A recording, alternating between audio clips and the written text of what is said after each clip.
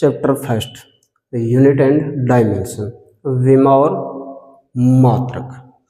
विमा और मात्रक की हमें अपनी लाइफ में ज़रूरत क्या पड़ती है, ऐसी कौन सी चीज़ें हैं जिनके कारण हमें विमा और मात्रक की आवश्यकता पड़ती है। जैसे किसी भी चीज़ को मान लो या वस्तु को मान लो, मापने के लिए जिस भी चीज़ की आवश्यकता पड़ती है उसे बोलेंगे हम फिजिकल क्वांटिटी। जैसे अमूमन अपने आसपास देखो, जैसे स्पेस, टाइम, एनर्जी या मटेरियल जो अपने आसपास दिखाई देता है, हम उन्हीं पर चर्चा करते हैं, देख पाते हैं, जिन्हें हम नाप सकते हैं। जैसे मान लो एक पिता के दो पुत्र हैं, उसके पास प्रॉपर्टी है 10 लाख रुपए। कितनी है? 10 लाख रुपए। अब उनका हो जाता है झगड़ा हो जाता है तो बात पहुंचती है कोर्ट में। कोर्ट का जज उनका करता है फैसला, दोनों पुत्रों के अंदर प्रॉपर्टी बांटता है 5-5 लाख रुपए की। हो गया। लेकिन कुछ दिन बाद फिर उन दोनों में झगड़ा हो जाता है। ये बोलते हैं कि मैं पिता से अधिक प्यार करता हूँ, दूसरा लड़का बोलता है मैं पिता से अधिक प्यार करता हूँ। दोबारा मामला पहुंच जाता है कोर्ट में। अब जज क्या ये माप सकता है कि कौन सा पुत्र अपने पिता से कितना स्नेह करता है, कितना प्रेम करता है? जिसे हम माप सकते हैं, एक जिसे माप नहीं सकते। जिसे माप सकते हैं वो आएगी अपनी फिजिकल क्वांटिटी, और जिसे हम माप नहीं सकते उसका हमारी फिजिक्स में कुछ लेना देना नहीं है। जैसे ये मान लो कि किसी स्कूल के अंदर या किसी यूनिवर्सिटी या कॉलेज के अंदर कोई लड़का किसी लड़की को देखकर ये कह सकता है कि मैं इससे अधिक प्यार करता हूं, या कोई दूसरा लड़का है कि मैं अधिक कर प्यार कर सकता हूं। क्या उसे माप सकते हैं?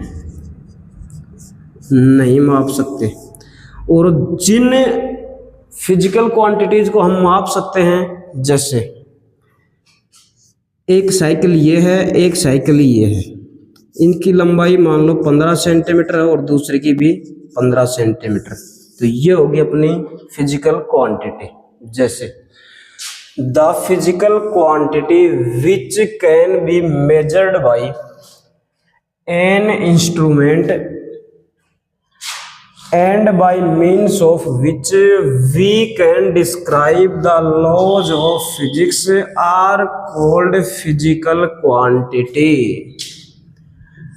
मतलब कि वे भौतिक राशियां जिन्हें हम किसी उपकरण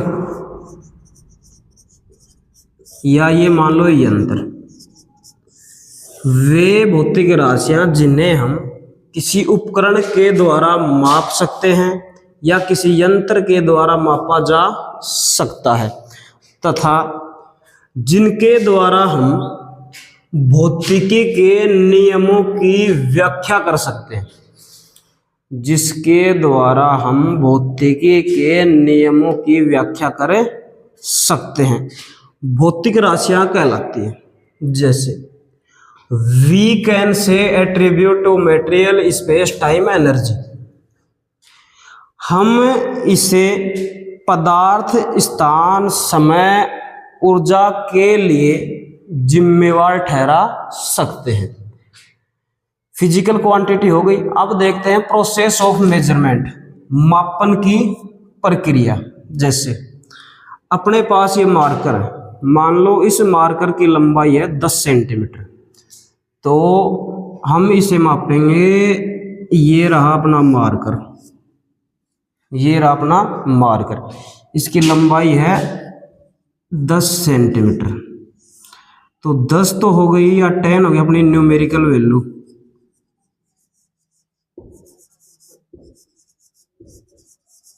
और सेंटीमीटर हो गई स्टैंडर्ड यूनिट।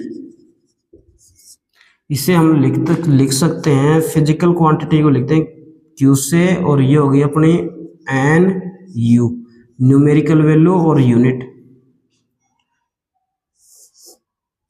इसी के अंदर और अगर हम डीप पढ़े तो हमें पता चलता है कि प्रोसेस ऑफ मेजरमेंट के अंदर अपने पास आएंगे 2, स्केलर और वेक्टर क्वांटिटी। स्केलर और वेक्टर क्वांटिटी, स्केलर और सेकंड हो गया अपने वेक्टर।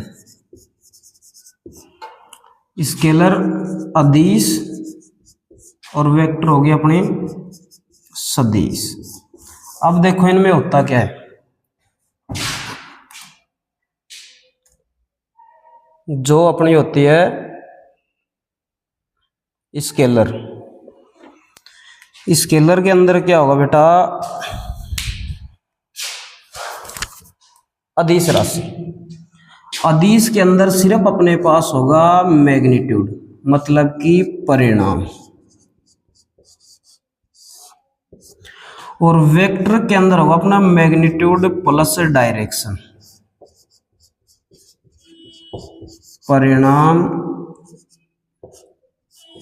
और दिशा। ओनली मैग्नीट्यूड होगा स्केलर के अंदर और वेक्टर के अंदर होगा मैग्नीट्यूड और डायरेक्शन। जैसे स्केलर को उठाएं, जैसे अपन ले लें यहाँ 50 सेंटीमीटर, तो 50 या 50 ये जो भी, ये तो हो गया अपना मैग्नीट्यूड, और सेंटीमीटर हो गई यूनिट, तो 50 सेंटीमीटर तो हो गई वेक्टर, और ओनली 50 ये क्या अपना मैग्नीट्यूड, स्केलर क्वांटिटी। अब स्केलर के अंदर हम अगर एग्जांपल लेना चाहे तो ले सकते हैं डिस्टेंस,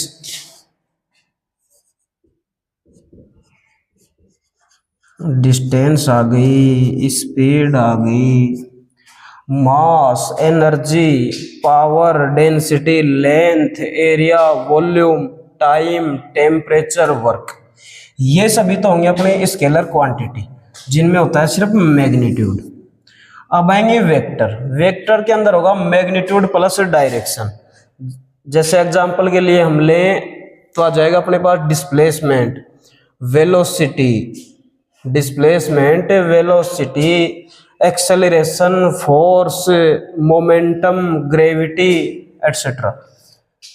हो गया प्रोसेस ऑफ मेजरमेंट। मेजरमेंट के अंदर हमने पढ़ा स्केलर एंड वेक्टर। स्केलर के अंदर होगा अपने पास ओनली मैग्नीट्यूड और वेक्टर के अंदर होगा magnitude plus direction.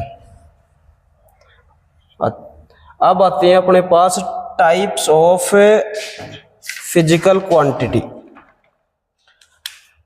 Types of physical quantity, types of physical quantity.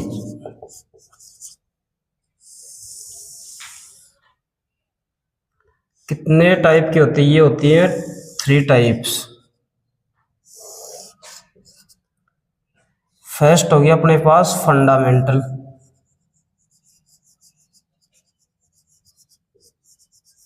Fundamental quantity. Second हो गया अपने पास डेराइव, और थर्ड हो गया अपने पास सप्लीमेंट्री। Supplementary quantity. फंडामेंटल को बोलते हैं हिंदी में मूलभूत, मूलभूत। ये आ जाएंगे व्युत्पन्न, और ये होंगे अपने पास पूरक। फंडामेंटल क्वांटिटी क्या होती हैं? वे भौतिक राशियां जिन्हें व्युत्पन्न करने के लिए किसी अन्य भौतिक राशि की आवश्यकता न लेनी पड़े, या ये माने फंडामेंटल क्वांटिटी जिनकी मदद से दूसरी क्वांटिटी को डेराइव किया जा सके, वो तो होंगी अपनी फंडामेंटल क्वांटिटी। डेराइव क्वांटिटी क्या होंगी कि वे क्वांटिटी जिन्हें व्युत्पन्न करने के लिए, जिन्हें व्युत्पन्न करने के लिए फंडामेंटल मूल राशियों की आवश्यकता पड़ती है, उन्हें बोलेंगे डेराइव। अब आती है अपने पास एक सप्लीमेंट्री। ये क्या होती है? सप्लीमेंट्री को बोलते हैं पूरक राशि। याद रखना बेटा, जो सप्लीमेंट्री उनकी यूनिट तो होती है लेकिन but no dimension, no dimension. और फंडामेंटल और डेराइव दोनों के अंदर होती है unit and dimension, unit and dimension.